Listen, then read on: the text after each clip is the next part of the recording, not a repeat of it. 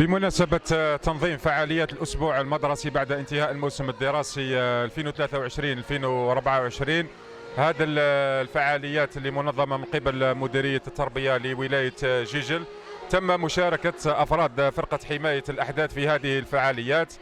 من خلال الورشة الموضوعة من طرفنا كان لنا لقاء مع بعض تلاميذ المؤسسات التربوية بمختلف أطوارها المنتشرة عبر بلدية أو ولاية جيجل. اللقاء لنا مع الأطفال كان في الجانب التحسيسي كأول نقطة، تم تقديم لهم بعض النصائح والإرشادات فيما يخص قضاء فترة العطلة الصيفية، أيضا الابتعاد عن كل ما يشكل لهم خطر أو يمس بالسلامة الجسدية. على هامش اللقاء هذا تم توزيع بعض المطويات لهؤلاء التلاميذ وتحسيسهم أيضا للتذكير بالابتعاد عن مختلف الأخطار. تحية صباحية بمناسبة الأسبوع الوطني للمدرسين. نشكر مديرية التربية على الدعوة لحضور هذا المعرض، وهذا لتحسيس الأطفال والأولاد على سلامتهم، ومنهم خاصة ذوي الاحتياجات الخاصة والمكفوفين، ونعتبر أنفسنا كأوليائهم الثانيين في الأسرة.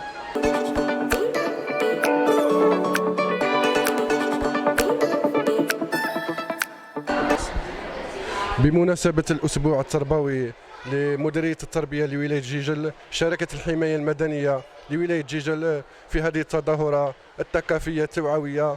من خلالها نقدم مجموعة من النصائح لتلاميذ المدارس تتعلق خاصة بأخطار الصيف، وهي حوادث المرور، أخطار السباحة في البحر، حرائق الغابات، وكذلك التسممات الغذائية. وفي هذا الإطار نشارك بتعداد بشري ومادي لتوعية الأطفال وإنجاح هذه التظاهرة. الأسبوع المدرسي مشاركة محافظة الغابات في السوق بمختلف الإمكانيات المتاحة لنا في مكافحة حرائق الغابات. هذا سنقول أسبوع تحسيسي توعوي شاركنا مديرية التربية، وراهي مشكورة على كل حال. عليكم باسم الحظيرة الوطنية للتاسع، نشارك هذا اليوم في الأسبوع المدرسي لولاية جيجل في هذا المعرض بمشاركة الشركاء الاجتماعيين. نتمنى تكون مناسبة تحسيسية للتلاميذ وللزوار لولاية هذه المنطقة، وشكرا.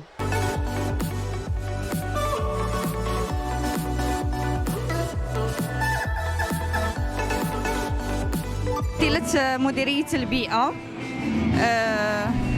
نشارك كل عام في إحياء فعاليات الأسبوع المدرسي، وذلك من خلال معرض فيها نقدم فيها سلوكات بيئية،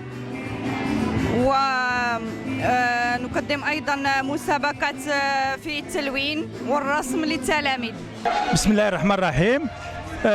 نصيبي بشير، رئيس المصلحة النفسية البيداغوجية المركز المتخصص في التربية بالطاهر، قطاع النشاط الاجتماعي.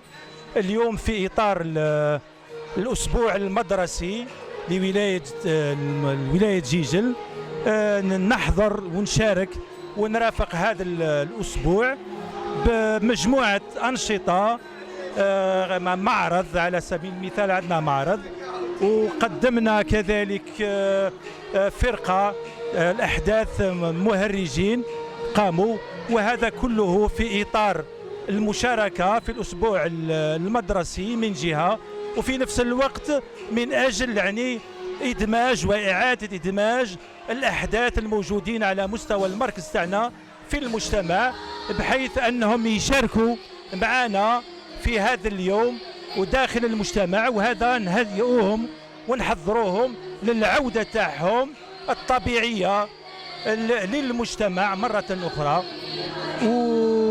ودائما نحن نعمل مع مجموع الشركاء نتاوعنا اللي هما تكوين مهني، تربية، شؤون دينية، شبيبة ورياضة، من أجل تحضير الأحداث لعودة طبيعية وسليمة للمجتمع، ومشكورين على كل حال عليه.